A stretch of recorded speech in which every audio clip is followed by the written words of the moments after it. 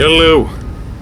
There's one very distinct and unique approach to Dominick Cruz's fighting game that you don't really see anyone else do to the same degree. He slowly creeps into his opponent's range of attack, tilting and leaning his torso towards his opponent, observing their reactions, getting a feel for their timing and behaviors, almost like a lion waiting in brush.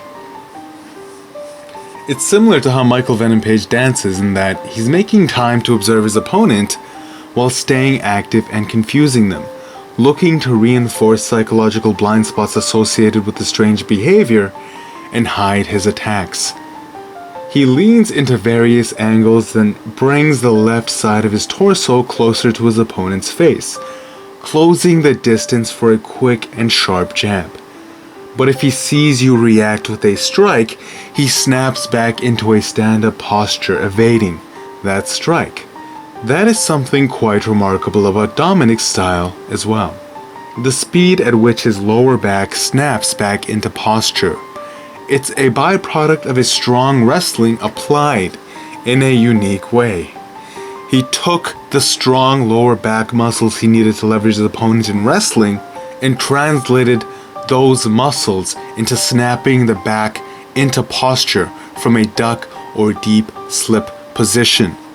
He also uses this slow creeping advance from an angle to move his face out of his opponent's center line, making his face more difficult to punch without telegraphing the strike, which also explains why he's so fast at reacting to his opponent. We have trouble seeing projectiles coming straight towards us. That's 1, 2. Okay, now here's the third one. Don't let me hit it. Ready? Right. I'm going straight. I'm not telegraphing. Michael J. White taught that to Kimbo Slice with an un-telegraphed punch. But when you creep forward from an awkward angle, you can see more depth in how the body is advancing, how the muscles are contracting. You're taking that 180 degrees straight on vision of the opponent and switching it to its side, 90 degrees, just tilting it a bit, allowing your eyes to engage more of how that opponent is moving, thus more effectively gauge how you should react.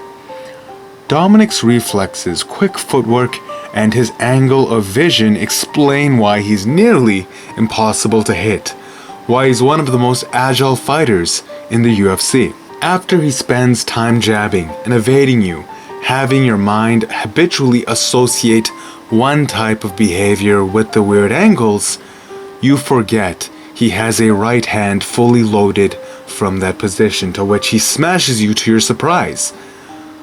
Also, in that lower torso position, his arms are closer to your legs.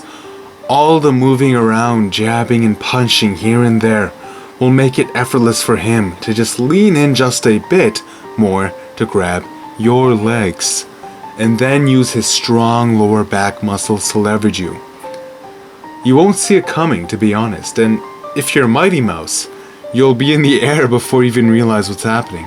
He does swap stances in these weird angles, moving from southpaw to ortho, swapping back to ortho to generate power for his jab, just confusing you again, much like a dance, feinting movements, tiring out your eyes, and baiting movements, leaving you to question what the hell he's going to be doing next, before he sets you up for an effortless takedown. His takedowns look straight up effortless, and if he doesn't do that, it just might be a setup for a right-handed smash.